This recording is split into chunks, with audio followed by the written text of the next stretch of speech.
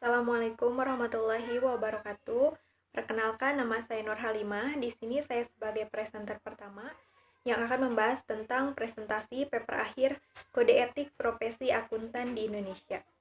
Di sini kami akan menjelaskan mengenai kasus kode etik profesi akuntan di Indonesia. Setiap profesi memiliki etika yang berbeda-beda. Namun, setiap etika harus dipatuhi karena etika itu berkaitan dengan nilai-nilai, tata cara, dan aturan dalam menjalankan setiap pekerjaannya. Saya di sini akan menjelaskan kasus yang pertama, yaitu kasus pada PT Kimia Farma. PT Kimia Farma adalah salah satu produsen obat-obatan milik pemerintah di Indonesia. Pada audit tanggal 31 Desember 2001, manajemen PT Kimia Farma melaporkan adanya laba bersih sebesar 132 miliar rupiah.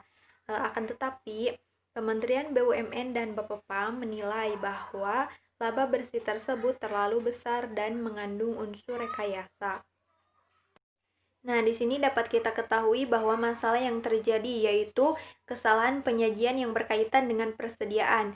Nah, kesalahan ini timbul karena adanya nilai dalam daftar harga persediaan tersebut digelembungkan dan dijadikan sebagai dasar penilaian pada unit distribusi oleh PT Kimia Farma. Sedangkan kesalahan penyajian yang berkaitan dengan penjualan adalah dilakukannya pencatatan ganda atas penjualan. Nah, pencatatan ganda tersebut dilakukan pada unit yang tidak disampling oleh akuntan sehingga tidak berhasil dideteksi. Selanjutnya yaitu dampak pada profesi akuntansi. Dari kasus tersebut, dampak pada profesi akuntansi salah satunya yaitu pemerintah melalui Menteri Keuangan menerbitkan KMK nomor 423-KMK.06-2002 tentang jasa akuntan publik.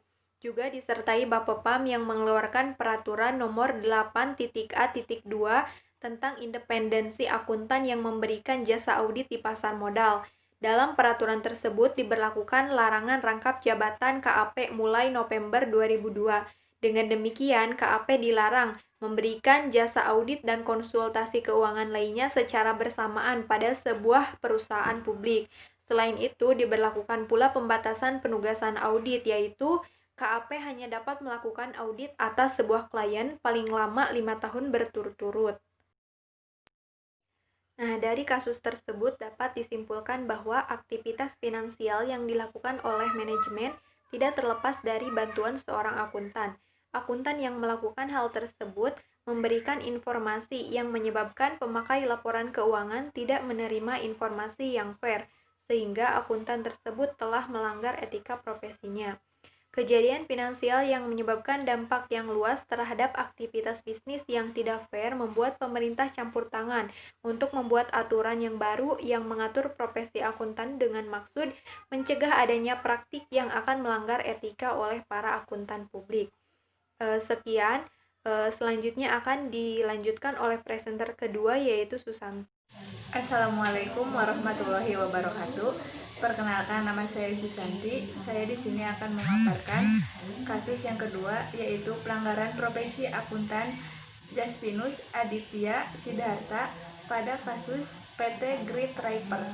PT Great Draper Internasional merupakan perusahaan pakaian jadi yang berkualitas tinggi dan terkemuka di Indonesia.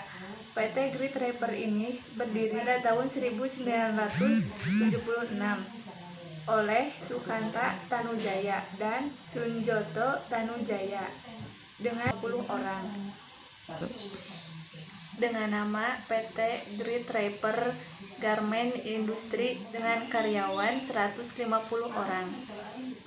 Perusahaan ini memproduksi celana dalam pria dan wanita, baju dan celana untuk pria, serta memproduksi pakaian anak-anak. Perusahaan ini bekerja sama dengan PT Detram. Masalah yang terjadi di sini yaitu Bapepam menemukan adanya indikasi konspirasi dalam penyajian laporan keuangan PT Great Draper.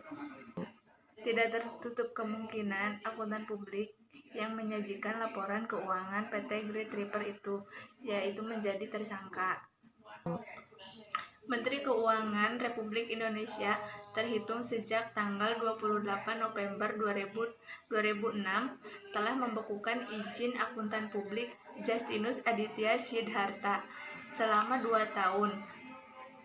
Sanksi tersebut diberikan karena Justinus melakukan pelanggaran standar akuntan publik Indonesia berkaitan dengan laporan audit atas laporan keuangan konsolidasi PT Great Draper Internasional. Kesimpulannya adalah menanggapi tudingan ini, kantor akuntan publik Johan Molanda dan rekan membantah telah melakukannya konspirasi dalam melakukan pengauditan laporan keuangan tahunan PT Great Draper. Deputy Managing Director Johan Molanda, Justinus Aditya Sidharta menyatakan selama mengaudit buku Great Draper, pihaknya tidak menemukan adanya penggelembungan akun penjualan atau penyimpangan dana obligasi. Namun dia mengakui metode pencatatan yang diterapkan oleh PT Great Draper berbeda dengan metode yang ada. Justinus mengatakan model pencatatan ini untuk menghindari dugaan sanksi perpajakan. Sebab katanya saldo laba bersih tidak berbeda dengan yang diterima oleh perusahaan. Dia menduga hal itu yang memicu adanya penggelembungan nilai penjualan sehingga diinterpretasikan sebagai menyembunyikan informasi secara sengaja. Berdasarkan hasil pemeriksaan Bapepam, terdapat indikasi penipuan penyajian laporan keuangan. Pasalnya Bapepam menemukan pencatatan atau opesmen penyajian akun penjualan dan piutang dalam laporan tersebut. Kelebihan itu merupakan penambahan aktiva tetap dan penggunaannya dana hasil emisi obligasi yang tanpa pembuktian. Akibatnya Great Draper kesulitan arus kas. Perusahaan tidak mampu membayar utang senilai 250 miliar kepada Bank Mandiri dan gagal membayar obligasi senilai 400 miliar. Ya, perkenalkan, nama saya Ana Sarwenda. Di sini saya akan menjelaskan kasus yang ketiga, yaitu kredit macet 52 miliar, akuntan publik diduga terlibat. Yang pertama, masalah yang terjadi yaitu seorang akuntan publik yang membuat laporan keuangan perusahaan Raden Motor untuk mendapatkan pinjaman modal senilai 52 miliar dari BRI Cabang Jambi pada tahun 2009. Diduga terlibat kasus korupsi dalam kredit macet. Hal ini terungkap setelah pihak Kejati Jambi mengungkapkan kasus dengan korupsi tersebut pada kredit macet untuk pembangunan usaha di bidang otomotif tersebut. Kasus kredit macet yang menjadi perkara tindak pidana korupsi itu terungkap setelah Kejaksaan mendapatkan laporan adanya penyalahgunaan kredit yang diajukan tersangka Zain Muhammad sebagai pimpinan Raden Motor.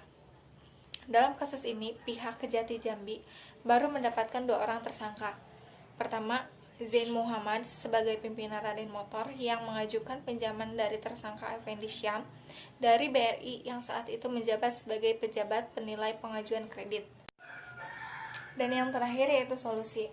Solusi yang tepat untuk kasus kredit macet ini adalah seharusnya perusahaan Raden Motor membuat laporan keuangan yang diajukan ke BRI harus lengkap, dan tersangka Effendi Syam dari BRI yang saat itu menjabat sebagai pejabat penilai pengajuan kredit harus teliti dalam melakukan pengajuan kredit terhadap Zain Muhammad. Dan biasa si Tepu selaku seorang akuntan publik harus bertindak profesional dalam tugasnya apabila ada kejanggalan dalam laporan keuangan perusahaan Raden Motor. Beliau harus mengakuinya sebagai seorang akuntan publik. Biasa si Tepu telah melanggar etika profesi dalam mengikuti undang-undang yang berlaku. Ya, mungkin cukup sekian presentasi dari saya. Kurang lebihnya saya mohon maaf. Billahi taufiq wal hidayah. Wassalamualaikum warahmatullahi wabarakatuh.